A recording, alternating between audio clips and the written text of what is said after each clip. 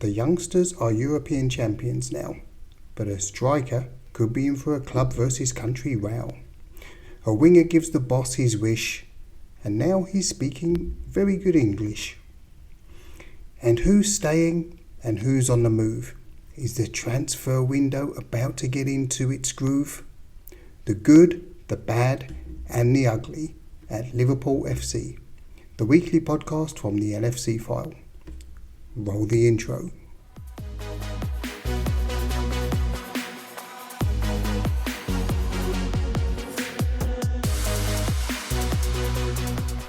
So welcome back one and all for the latest episode of The Good, the Bad and the Ugly at Liverpool FC, brought to you by yours truly, the LFC File. So firstly, thanks everyone for the continued support in growing the community. Remember, if you like the content, then remember to like and subscribe. And of course, you can follow the blog in written form on Facebook, Instagram, and of course Twitter, www.thelfcfile.com. Of course, let's not forget that one. So firstly, let's get into it with the good. And this has got to be the England under-21s winning the European Championship for the first time in I don't know how many years. I think it's 30 odd years or something. So congratulations to the boys, and of course the input from the two Liverpool lads, Harvey Elliott and Curtis Jones. So great achievement for the boys. Curtis Jones is someone we're going to come on to a little bit later, but as you can see from the Independent here, England under-21s claim Euros glory thanks to a last gasp penalty save, and it was literally a last gasp penalty save. So James Trafford, the goalie, made a save in the 6th minute of 6 minutes injury time at the end of the 90 minutes. So that was a nail-biter. Fantastic result. Congratulations to the team, and well done to Curtis Jones and Harvey Elliott. That brings us nicely on to for this week's bad. We don't actually have a bad per se. What we do have is a not bad, and this of course is the apparent improvement in Darwin Nunez's English. Now I'm not sure who is subscribed to the Liverpool FC LFC TV Go channel, and as the Echo, the local Liverpool rag, has the headline here, Darwin Nunez has just done exactly what Jurgen Klopp demanded from him at Liverpool. On first glance you'll think, oh wow, what was that? But basically all it is that Klopp has demanded that he speak English. It's nothing personal. I think Klopp probably demands that of all the new players, and it makes perfect sense seeing as they're playing in England after all. So yes, well done Nunez, and let's see how it's coming on and how that translates into performances on the pitch. You would have seen recently in the inside training feature that they do that Darwin Nunez English has come on leaps and bounds over the last few weeks. Obviously, no doubt over the last couple of months.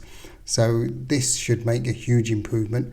I'm not sure if people realise how much a difference speaking the language makes, and I think we're going to see the best or more of Darwin Nunez over the coming season as his language skills improve. Because there was one bit where he was speaking with I think it was Ramsey, the young defender, and he was saying, "Wow, I like them," and he was referring to the teeth that young Ramsey has got. He's obviously had his teeth polished or something during the break. So yeah, it's nice to see. It's nice to see. So let's see. Let's hope he continues. The ugly. Oof. Now, yes, the ugly this week. As we see from the Mail Online here, Mohamed Salah could already be at the centre of a club versus country row as Egypt want him to miss more Liverpool games on top of his Africa Cup of Nations involvement. So as we all know, he's going to be away, Mo Salah's going to be away from, I think it's the 13th of January until the 11th of February, I believe the final is. Maybe I've got the dates mixed up.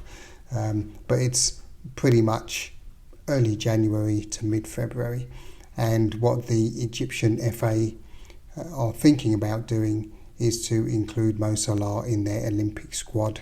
And they're obviously trying to win a medal at the next Olympics, which is going to be held in Paris next year. So it's interesting to see what happens. Personally, I think it's a good test for the squad. Of course, he's going to be missed, a man of Mr. Salah's quality, but I think the team should be able to continue without him, maybe not with as many goals.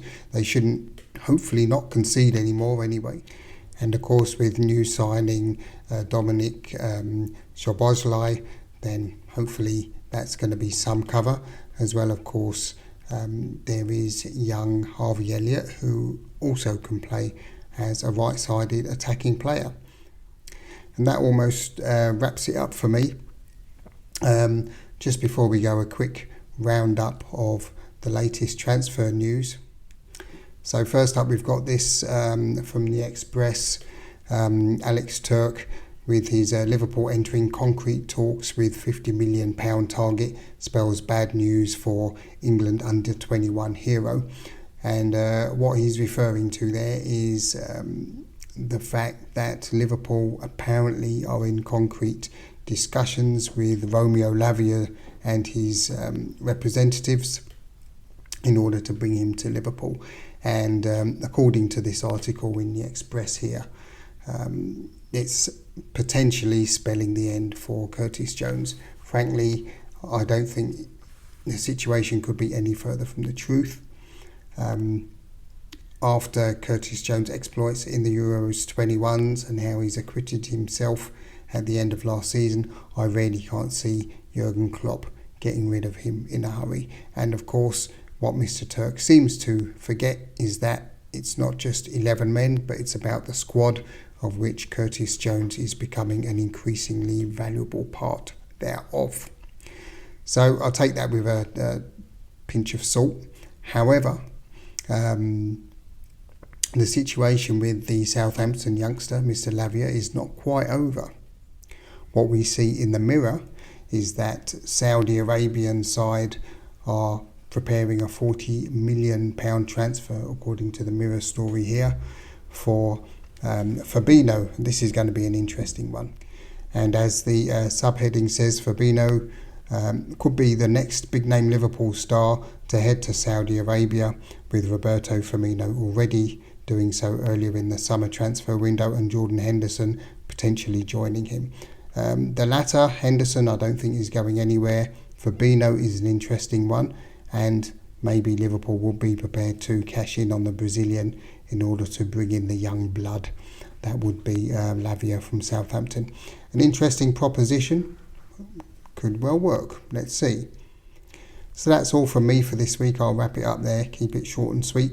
Thanks very much for staying at least until this long. Remember, if you like the content, which I hope you do, like, subscribe, press the notification bell so that you get some kind of alert on your phone or whatever it is when there's a new episode available. And of course, you can follow the blog in written form on Facebook, Instagram and Twitter, and of course www.thelfcfile.com. So thanks very much again, everyone. Let's continue to grow the community. Until next week, folks, the LFC File.